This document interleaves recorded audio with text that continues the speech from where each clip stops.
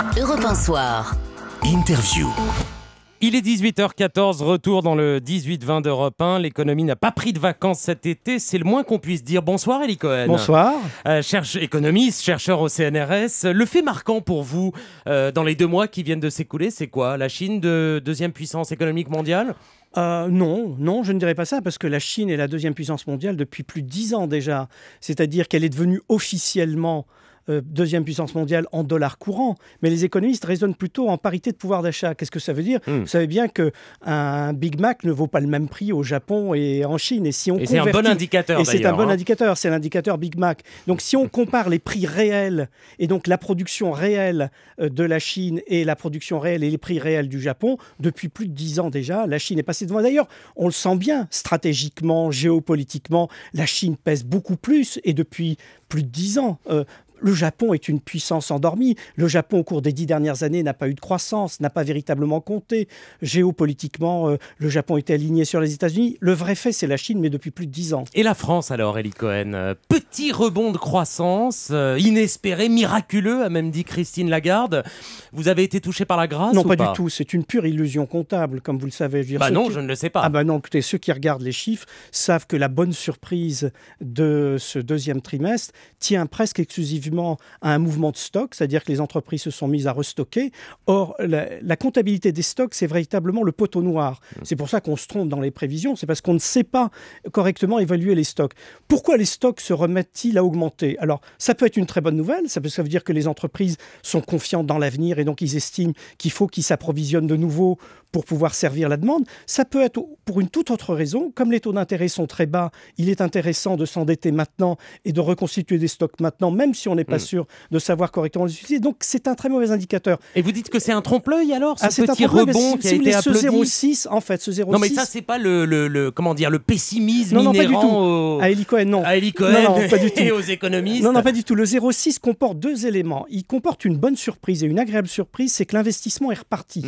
Alors que ça faisait 8 trimestres qu'il était flat ou négatif. Donc ça, le fait que l'investissement repart, c'est une bonne nouvelle. Par contre, au même moment, on a une très mauvaise statistique sur le commerce extérieur. C'est-à-dire que nos exportations sont faiblardes et nos importations augmentent. Alors qu'on aurait pu espérer un petit effet euro, alors qu'on aurait pu espérer une moindre progression des importations du fait du ralentissement de notre croissance. Donc une bonne nouvelle sur les investissements, une mauvaise nouvelle sur les importations et donc sur le commerce extérieur. Et entre les deux, ce qui fait l'essentiel de cette bonne nouvelle qu'est ce 0,6 s'explique par un phénomène qui, même si il n'est entaché d'aucun problème statistique, ne se reproduira pas. Je vous garantis que vous n'aurez pas une contribution de 0,4-0,5 des stocks le trimestre prochain. Bon, ça on verra, hein, vous l'avez dit, et on peut prendre les paris. Rendez-vous pris. Bon, le président de la République a réuni autour de lui le Premier ministre et les ministres en charge des dossiers économiques au fort de Brégançon. François Fillon portait un col Mao. Est-ce que ça augure, d'après vous, Elie Cohen, d'un changement de politique économique? La réponse est oui. C'est-à-dire qu'à la différence de beaucoup de pays européens qui ont décidé d'attaquer le taureau par les cornes en disant « il va falloir faire maintenant de l'austérité, il va falloir faire de la rigueur, etc. », la France dit non, on ne va pas faire d'austérité, de rigueur. Mais par contre, on nous distille semaine après semaine, mois après mois, des nouvelles qui vont toutes dans le même sens. Décider de bloquer le point d'indice dans la fonction publique, c'est-à-dire on n'augmente pas les fonctionnaires. On n'augmente pas les fonctionnaires, ou du moins ils n'augmentent qu'au mérite, à l'ancienneté, ce qu'on appelle le fameux GVT, le glissement vieillesse technicité. Donc ça, c'est une nouvelle très importante. On la donne comme ça. Annoncer qu'on va faire 10 milliards d'économies sur les niches fiscales et estimer qu'on n'augmente pas les impôts, c'est une douce plaisanterie. Je veux dire, quand vous décidez... Donc les impôts augmente. Mais bien entendu, je dirais, les dépenses vont baisser et les impôts vont augmenter. Vous savez, il faut faire un petit calcul tout simple. Il va falloir qu'on diminue notre déficit de finances publiques de 2 points de PIB. 2 points de PIB, c'est à peu près 40 milliards. Bon, 40 milliards.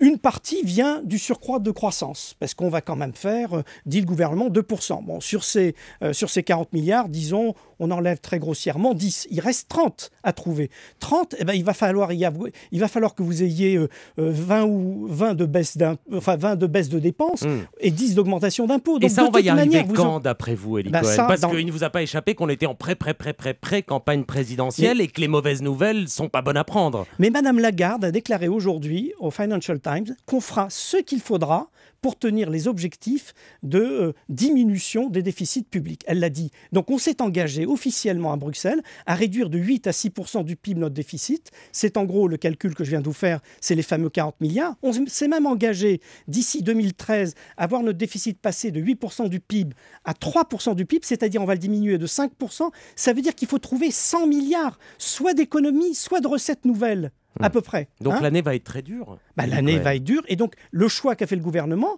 c'est de faire des annonces successives. Donc, un jour, on augmente un nouvel impôt ou on réduit une niche. Le lendemain, on gèle les salaires. Savez-vous qu'on a décidé, par exemple, pour le budget, de le reconduire en euros courants? Ça veut dire quoi? Ça veut dire que comme il y a de l'inflation, ça veut dire que les budgets vont baisser en termes réels.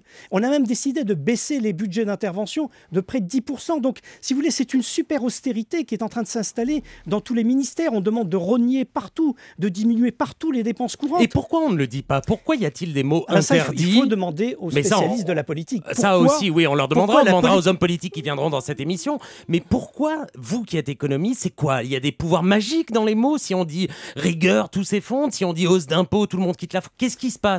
Si on veut être charitable, on peut dire que le gouvernement est obligé de tenir un discours optimiste pour soutenir le moral des gens, parce que la psychologie, ça compte en économie, et qu'en gros, il faut dire aux gens, l'effort n'est pas ce que vous croyez, nous avons des capacités formidables, nous avons des potentiels que nous pouvons mobiliser, nous allons faire mieux que les voisins, même si on est démenti par les faits l'année d'après. Vous vous souvenez par exemple que l'année dernière, Madame Lagarde se vantait de la performance économique de la France qui faisait mieux que l'Allemagne.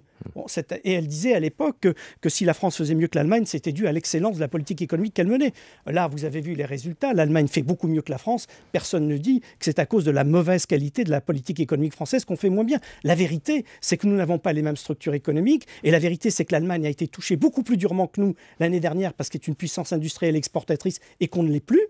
Et que donc on n'a pas été touché autant que l'année dernière, et que cette année, par contre, eux font une performance formidable parce qu'ils relancent leur activité, parce que le monde s'est remis à croître. On en est où dans la crise, Élie Cohen?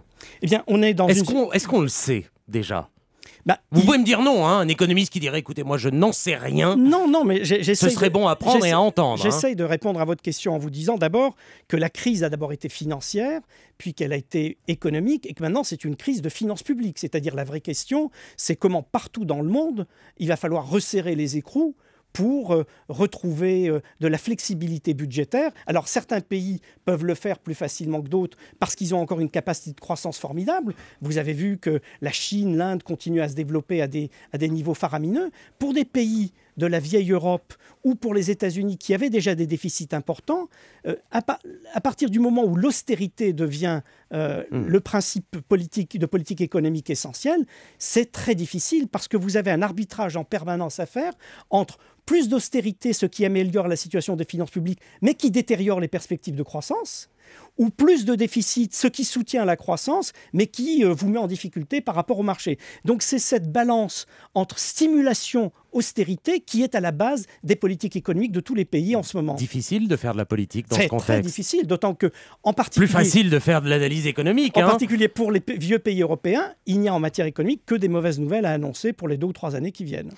La France peut-elle perdre sa fameuse note triple A, comme on dit maintenant? On a appris à connaître ce jargon un peu barbare des marchés financiers, c'est-à-dire la note qui permet d'emprunter le moins cher, de se financer le moins cher sur les marchés. L'agence Moody's a dit que la France et d'autres pays, d'ailleurs... dont l'Allemagne et les États-Unis. Donc si vous voulez, il y a aujourd'hui une surveillance de tous les pays développés, et le critère est très simple. Est-ce qu'on va tenir les engagements pris en matière de consolidation budgétaire et fiscale? En d'autres termes, le gouvernement français a pris des engagements. On va passer de 8% du déficit en 2010 à 6%, puis après à 4,6%, puis après à 3%. Si nous tenons ces engagements, je crois qu'on ne perdra pas le triple A. Et c'est ça qui va être surveillé. Et c'est pour ça que c'est très important. Et c'est pour ça que le gouvernement multiplie les initiatives, réforme des retraites, austérité budgétaire, masquée ou réelle, etc. Si nous tenons le programme de consolidation budgétaire, on ne sera pas dégradé. Par contre, si pour une raison ou pour une autre, et on peut être poussé par des contraintes politiques internes à ne pas respecter ces engagements, si nous ne respectons pas ces engagements, alors la note sera abaissée. Il y a une bonne nouvelle quand même, Élie Cohen. La bonne nouvelle, c'est que l'économie mondiale croît formidablement. elle a repris son niveau d'avant la crise. On est sur un rythme de croissance mondiale de 4%. La Chine dément tous les jours les pronostics sombres qu'on fait sur sa surchauffe, sur sa bulle immobilière. Elle continue à croître très fortement. Des pays qui avaient des croissances fortes se mettent à accélérer. L'Inde accélère, le Brésil accélère. Donc, si vous voulez, l'économie mondiale est formidablement dynamique. Bon, là-dedans, il manque l'Europe et les États-Unis, voilà. si j'ai bien suivi la carte. Il y a l'Europe et les États-Unis. Alors, je continue la carte. Les États-Unis, l'effort de relance formidable du président Obama a soutenu l'activité et les États-Unis étaient sur une trajectoire de croissance de plus de 3% jusqu'au dernier trimestre. Ils feront probablement encore 3%. Le vrai problème, c'est l'Europe. L'Europe qui a été très touchée par cette crise, qui progresse au rythme d'un petit 1,5%. Et dans cette Europe, il y a des différences formidables entre une Allemagne qui est devenue très très vigoureuse et des pays d'Europe du Sud et de l'Est qui connaissent des situations épouvantables. Elie Cohen au micro d'Europe 1, chercheur au CNRS, économiste. Pensez la crise est le titre de votre dernier livre qui était, si ma mémoire est bonne, publié chez Fayard. Exactement. Merci infiniment d'avoir été au micro d'Europe 1 ce soir. Il est 18h25.